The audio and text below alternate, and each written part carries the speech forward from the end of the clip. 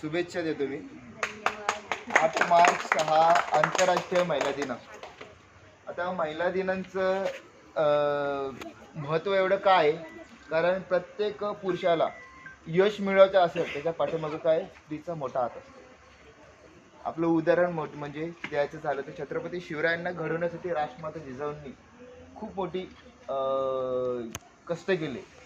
तेव्हा कुठेतरी छत्रपती शिवाजीराजे घडले. म्हणजे आपण छत्रपती शिवाजीराजेच्या अगोदर कुणाचं चरित्र वाचलं पाहिजे तर राजमाता जिजाऊंचं.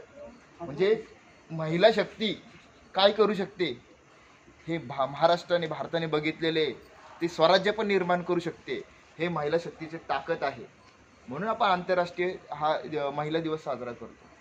दुसरं एक उदाहरण द्यायचं झालं ते एक महिला काय करू शकते. एक महिलांसाठी शाळा उभी करू शकते. पहिली शिक्षिका या भारतामधल्या म्हणजे सावित्रीबाई फुले. त्यांनी पहिली शाळा, फुले दाम्पत्यांनी पहिली शाळा चालू केली ती भिडेवाड्यामध्ये पुण्यामध्ये. लोकांचे शेण वगैरे असं त्यांनी अंगावर झेललं, पण त्यांनी तो निर्धार ठरवला की महिलांना शिक्षित करायचं, महिलांसाठी पण शिक्षण खुलं करायचं.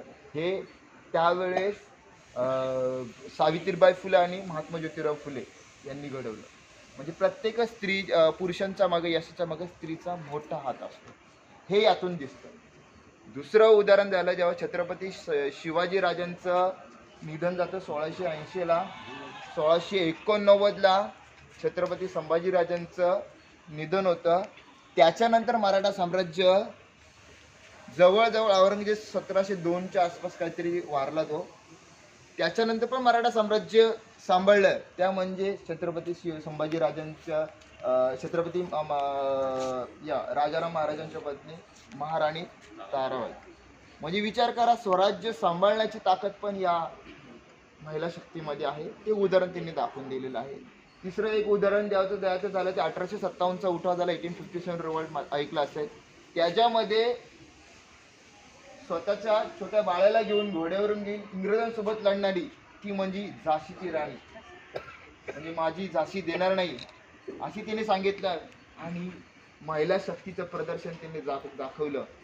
ते म्हणजे एक महिला काय करू शकते, ते एक महिला स्वातंत्र्यामध्ये समावेश ठेवून इंग्रजांना सोळकी पोळी सोडते. हे उदाहरण म्हणजे महिला शक्तीचं होतं. आता अजून एक उदाहरण द्यायचं झालं महिला शक्तीचं, ते म्हणजे आपल्या भारताच्या पहिल्या पंतप्रधान इंदिरा गांधी.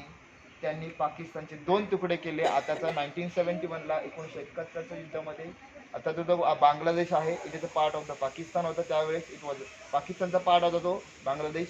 तर पाकिस्तानचे 2 तुकडे करू शकते एक महिला, हे इंदिरा गांधींनी त्यावेळेस दाखवून दिलं 1971च्या युद्धामध्ये. एक महिला काय करू शकते, तर एक महिला अंतरिक्षामध्ये जाऊन पहिली अंतराळवीर होणं, महिला अंतराळवीर होण्याचं पद जे मिळवण्याचं काम ते म्हणजे कल्पना चावला.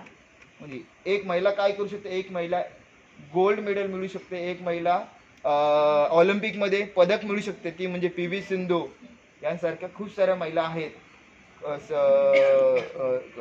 त्याचप्रमाणे खूप साऱ्या महिन्याचे उदाहरण देऊ शकतो. जे एक महिला काय करू शकते हे एक उदाहरण आहे. मग आपल्याला महिला आंतरराष्ट्रीय महिला दिन साजरा करतो म्हणजे काय करतो, काय करायला पाहिजे आपण, कुठल्या महिलांना कुठल्या समस्या आहेत, तर सगळ्यात भारतामध्ये समस्या आहे ती म्हणजे डावरी प्रथा त्याला बोलतात. ते म्हणजे हुंडा वगैरे देतात मुलींना. म्हणजे ज्यावेळेस लग्नासाठी हुंडा द्यावा लागतो, तो हुंडाबळी तुम्ही जर थांबवलं तो खराच आंतरराष्ट्रीय महिला दिन साजरा केल्यासारखं होईल. आता आपल्या एरियामध्ये ना, पण तुम्ही जर त्या साईडला गेलात पश्चिम महाराष्ट्रामध्ये वगैरे खूप सारा प्रकार आहे. हुंडाबळी, स्त्रीगुण हत्या, स्त्रियांना कमी लेखलं जातं, चूल आणि मूल ह्या संदर्भात ज्या प्रथा आहेत, ज्या काय असतील त्या कुठेतरी थांबवल्या पाहिजेत. पूर्णपणे थांबल्या आपण असं बोलू शकत नाही. अजून पण हुंडे घेतले जातात. ते कुठेतरी थांबलं पाहिजे. तेव्हा कुठेतरी तो आंतरराष्ट्रीय महिला दिन साजरा होईल असं मला वाटतं. आणि माझे मी 2 शब्द संपवतो. जय हिंद, जय महाराष्ट्र, जय